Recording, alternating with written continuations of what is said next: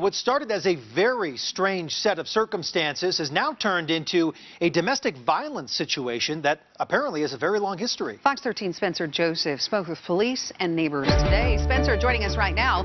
What have you found out about this one?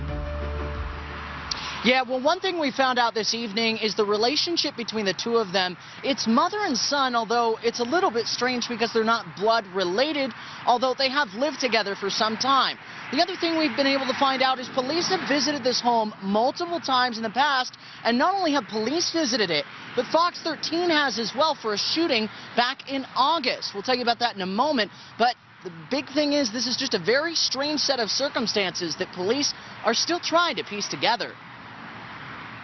Very serious case, a little bit strange, a little bit bizarre. Friday evening, police were dispatched to some sort of fight. What they found when they got there: the mother was on the roof armed with a bow and arrow, and we know that she shot at least 2 arrows.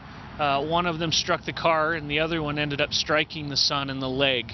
Witnesses allegedly hearing her say to her son, quote, to not come back or she would kill him.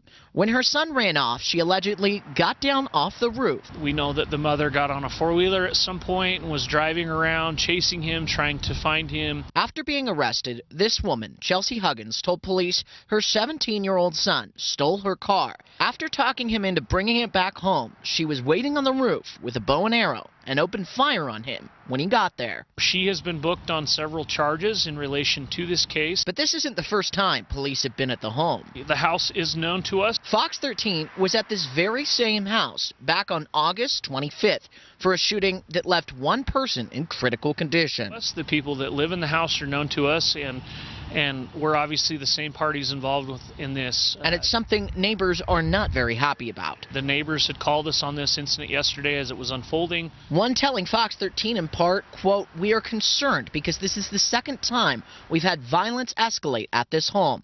Going on to say, quote, I don't like living in fear of letting my kids walk to their friend's house or school with the threat of something happening to them.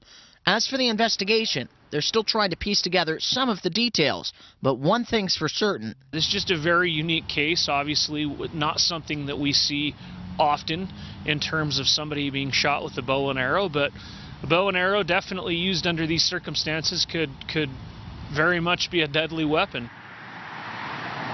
So as for the charges I mentioned earlier, even though they aren't blood related, they call each other mother and son, which means this is a form of domestic violence. So child abuse is one of those 2 charges. The other one is aggravated assault. As for the son's condition, we didn't get an update tonight, but we do know he's being treated at a local hospital with non-life-threatening injuries. In West Jordan, Spencer Joseph, Fox 13 News, Utah.